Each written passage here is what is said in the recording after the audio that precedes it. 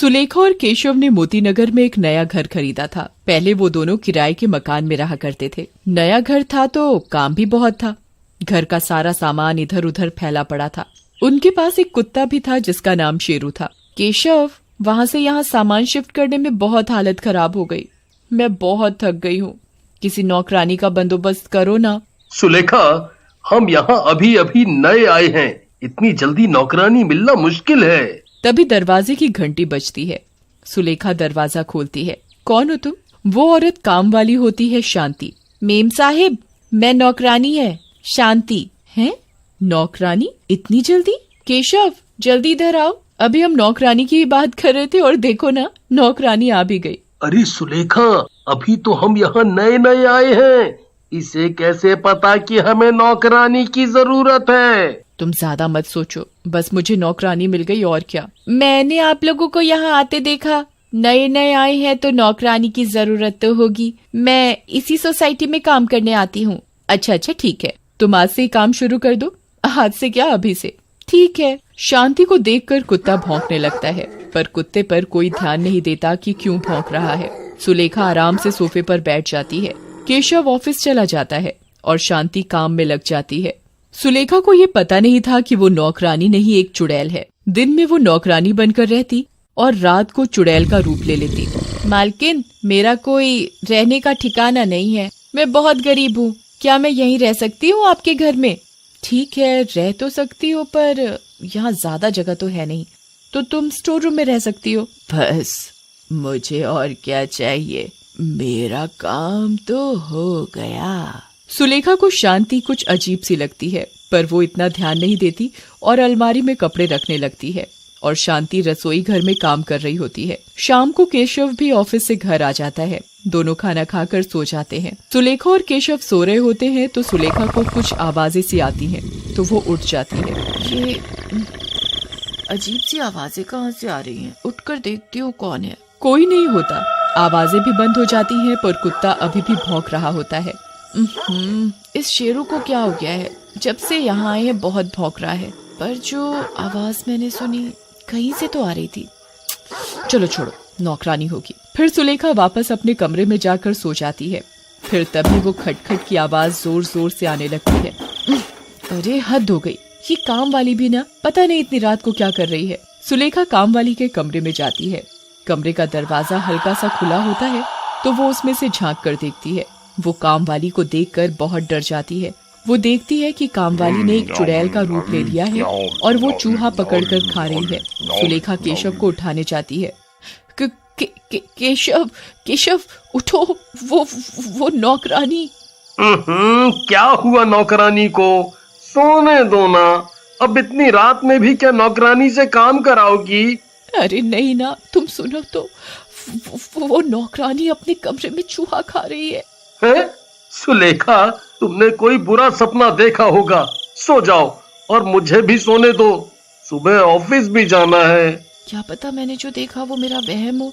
फिर सुलेखा सो जाती है। सुलेखा सुबह उठती है तो शांति रसोई में बर्तन धो रही होती है और शांति का चेहरा भी नहीं दिख रहा होता। शांति, केशव और मुझे किसी काम से बाहर जाना है अभी, तुम जल्दी जल्दी काम खत्म कर लो। शांति डरावनी सी आवाज में बोलती है। ठीक है मेम साहब। इस शांति को क्या हो गया? अभी तक तो इसकी आवाज ठीक ठाक थी, अब इतनी बदल कैसे गई? सुलेखा और केशव दोनों बाहर चले जाते हैं। जब शाम को घर लौटते हैं तो देखते हैं कि घर का दरवाजा खुला है और शांति रसोई में उनके कुत्ते शेरू को खा रही है। ये सब देखकर सुलेखा केशव को बुलाती है। केशव, वो अब क्या हो गया? अभी तो तुम ठीक थी, अभी घर में आते ही क्या हो गया? वो शांति हमारे कुत्ते शेरू को मारकर खा रही है। केशव अंदर जाकर देखता है तो शांति रसोई में पोछा लगा रही होती है। सुलेखा, तुम्हारा दिमाग खराब हो गया है।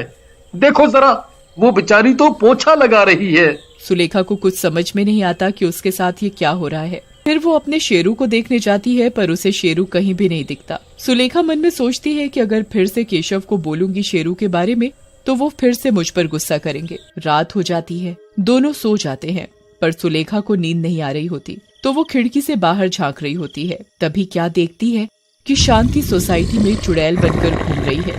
ये शांति एक चुड़ैल है जो हमारे घर में कब से रह रही है, इसने मेरे शेरू को भी मार के खा लिया। सुलेखा पूरी रात नहीं सो पाती। सुबह होते ही केशव को सब बता देती है। बस बहुत हो गया, तुम सच में पागल हो गई हो। जाकर किसी अच्छे से डॉक्टर से इलाज कराओ अपना। शांति रसोई में काम कर रही है, वो कोई चुड़ैल वुड़ैल नहीं है। केशव फिर ऑफिस चला जाता है। ये मेरे साथ क्या हो रहा है?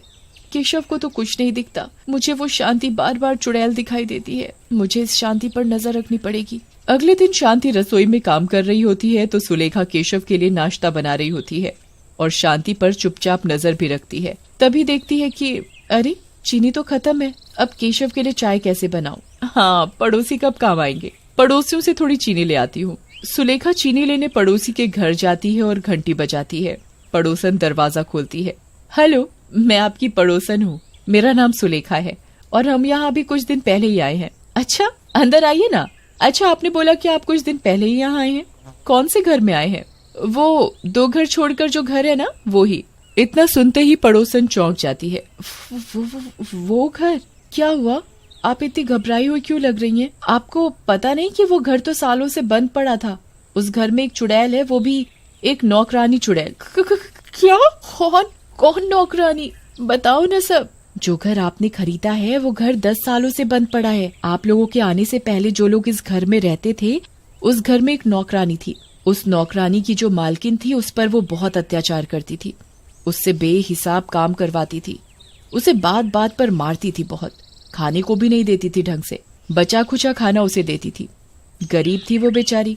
उसके पास रहने का कोई ठिकाना नहीं था तो उन्हीं के घर में रहती थी, स्टोर रूम में। एक दिन घर के सभी लोग कुछ दिनों के लिए बाहर चले गए घर में ताला लगाकर और उस नौकरानी को स्टोर रूम में बंद कर गए। जब वो लोग वापस आए तो क्या देखते हैं कि वो नौकरानी स्टोर रूम में मरी पड़ी है।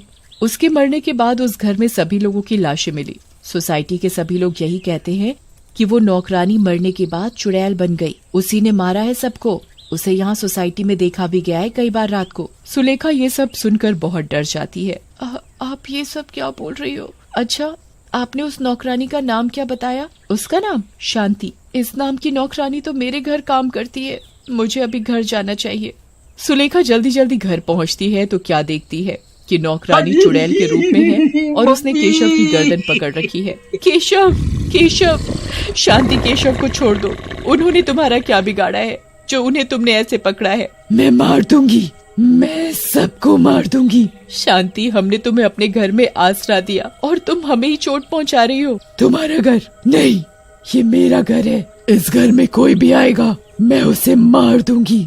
तभी चुड़ैल केशव को सामने दीवार पर फेंक देती है। केशव दीवार से टकराकर बेहोश हो जाता है और नीचे जमीन पर गिर जाता है। केशव, ये तुम्हें क्या हो गया? उठो केशव, उठो। अब मैं तुम्हें भी मार दूंगी। तुम लोगों से काम धंधा तो होता नहीं और नौकरानी रख लेते हो, फिर उन पर अत्याचार करते हो। चुड़ैल सुलेखा के बाल पकड़ लेती है। तभी पड़ोसन आ जाती है एक तांत्रिक बाबा को लेकर। सुलेखा, तुम चिंता मत करो, देखो मैं किसे लाई हूँ। ये तांत्रिक बाबा है। चुड़ैल, छोड़ दे लड़की को। तुझे पता नहीं कि मैं कौन हूँ? और तुझे भी नहीं पता कि मैं कौन हूँ। मेरे आगे तो कुछ नहीं है। चुड़ैल सुलेखा को हवा में ऊपर फेंकती है। तभी तांत्रिक बाबा कुछ मंत्र पढ़ते हैं और सुलेखा को गिरने से बचा लेते हैं। तू नहीं मानेगी ना, तो देख अब मैं क्या करता हूँ। तांत्रिक बाबा अपने जादू से चुड़ैल को मारने की कोशिश करता है पर चुड़ैल पर किसी भी तंत्र मंत्र का असर नहीं होता। इस तांत्रिक को ये पड़ोसन ही लाई थी ना, अब तू भी नहीं बचेगी। चुड़ैल पड़ोसन के पास जाती है उसे मारने के लिए। तभी बीच में सुलेखा आ जाती है। शांति, अगर मुझसे कोई गलती हुई हो या मैंने कभी भी तुम पर कोई अत्याचार किया हो तो तुम मुझे अभी मार दो, पर किसी को कोई चोट मत पहुंचाओ। मैंने तुम्हें अपने घर में आसरा दिया, तुम पर भरोसा किया। अगर कभी भी गलत कुछ बोला हो तो अभी मार दो मुझे। सुलेखा की बातें सुनकर चुड़ैल शांत हो जाती है और बोलती है, तुम बहुत अच्छी हो मेम साहिब। हर कोई उनकी तरह नहीं होता जो लोग पहले इस घर में रहा करते थे। इतना कहकर चुड़ैल वहाँ से गायब हो जाती है। केशव को भी होश आ जाता है। सुलेखा, मुझे माफ कर दो। तुमने मुझे कितनी बार बताने की कोशिश की पर मैंने कभी भी तुम पर विश्वास नहीं किया। मुझे माफ कर दो।